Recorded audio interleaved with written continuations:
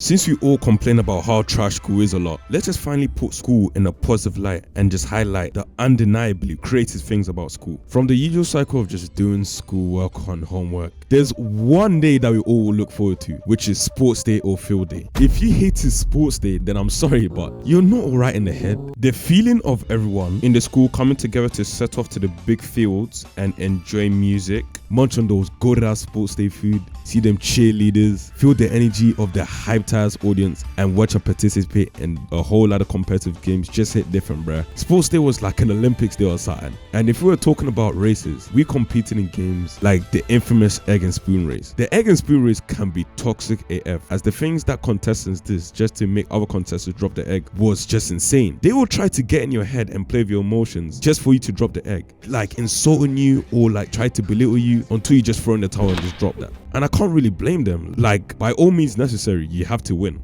Me personally, I don't really win these races because you always got them tryhards that's just focusing like their life depends on it. But obviously that's that. And let's not forget the sack races. It'll be funny as fuck when motherfuckers are hopping like kangaroos and occasionally falling off during competing in those races. And I didn't win on these races as well because, again, it's just the tryhards. It's just always the tryhards that are just winning them, G. And bro, how can we ever forget the relays, marathon or 100 meters? You always got them sweats, them losers that never try, them sore losers who can't even handle loss, and the all buck, no bite competing in these races, bro. Personally, I was always the third in the 100-meter races. I can't even lie, G. I just got that black fast energy. Let's be real, like if you're black, then you're automatically fast. It's probably a genetic thing. Like, I don't know if this is unfair advantage, but it's what it is, isn't it? So by me being third in the 100-meter races, I always got the bronze medal, bruh. I didn't even count that as a win, by the way, because I'm supposed to be the first, not the third, bruh. And there's so much to do on sports day. Like, I can make a whole video on it, but sports day is not just sports day without a tug of war, bro.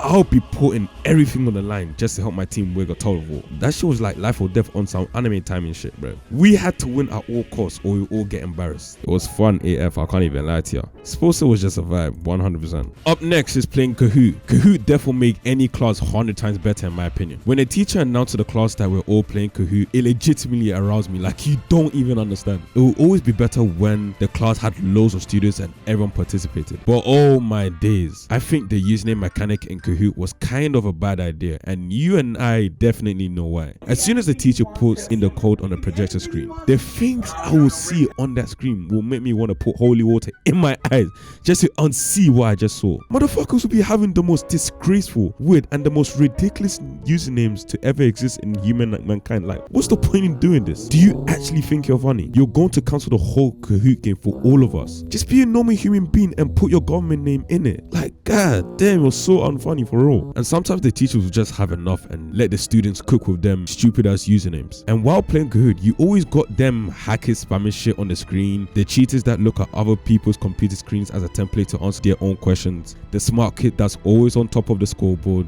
the kid that doesn't even answer the question and gets 0 points, the slow kid that reads the question too much, and you always got the guy that takes centuries to join the game. Like, bro, just put in the code and write your name. It's not even that hard, I promise you. And let's not forget the yellow outers, bro. The guy that just shouts out the wrong answers on purpose. Like, that guy was such a pain in the ass. Bro, those guys, I would literally want to smoke them so hard, bro. It's so annoying. These guys were annoying as hell. Like, Kahoot made people act on levels on my mama. But Kahoot was fun when it was ran smoothly, and when people want it, they get candy snacks, so that was nice as well. So I'll pay homage to the gentleman that made this app. God bless your soul, as you men single-handedly fixed the global crisis problem of those boring ass classes in school with your app. Next is when there's no school for the day. When teachers send emails to our parents that there's no school for the day, and our parents relate that good news, nah, we'll be celebrating like this.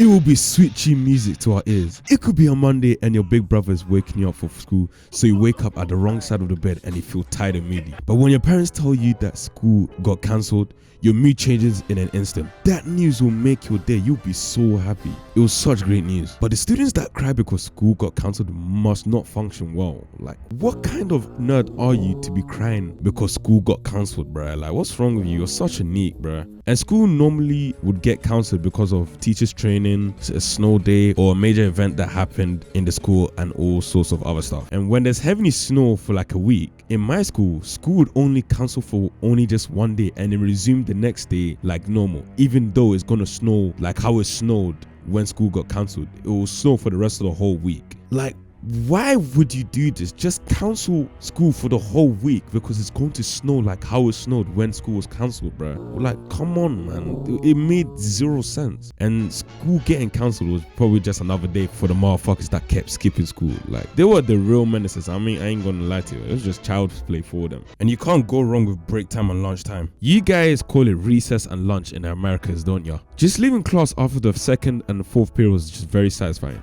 People will sprint to the cafeteria, you eat lunch with your homies talking about all sorts of shits, and after you finish, you play football in the AstroTurfs with the older kids, play friendly basketball in the indoor courts, play tag with all your friends and all sort of that shit. You purchase snacks from the school resellers, like those motherfuckers came in handy, I ain't gonna cap, they came in clutch. It was great, but you think it ended there. But oh nah, I'm sorry to break it to you, but there's a lot of shit that happened in school lunches and recess, bruh. Like them roast battles. Oh my days. Don't get me started on them roast battles, G. My guy, I was like God packing bozos, G. I was undefeated until an actual pack God came. Bro waited his whole life just to beat me in a roast battling session. You can take the win, I couldn't really care less, it was fun as fuck. Arm wrestling happened a lot as well. And of course you got the wrestlers trying to go to all the girls' lunch tables to roast them all up. And if they bag them, it ends up as a sneaky link. The Beyblade battles, like who knows about the Beyblade battles? The school events, you can't go wrong with that. The chavs that be always going to Benjamin City outside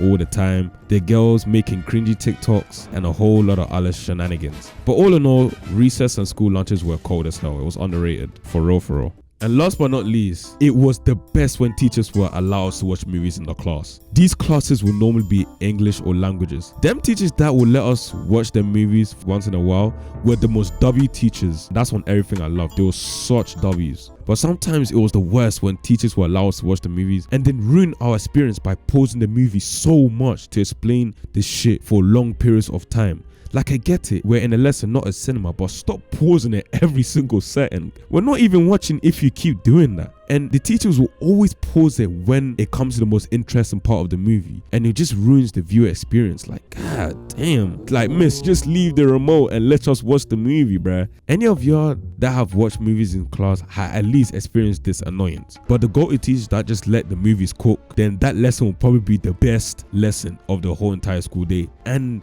that particular movie lesson will go so quick. It was such a shame. But the viewing experience was like no other. Watching movies in class when the lights are off hits different compared to watching it at home. And you know that's true, bruh. But hey, yeah, man, that's pretty much it. Let me know what I missed in this, and I might make a part 2. Yeah, just let me know, innit? And we're growing so fast, we're nearly in that 10k, man. So you man, sub up, subscribe, like, and share with your friends, innit? Obviously, we're trying to hit that 10k and that. But yeah, you man, cheers for the support. You guys are I've never grown as so fast in my whole YouTube career, man. You guys are really changing my life. So cheers for that, man. Other than that, man, have a good day. For real, man.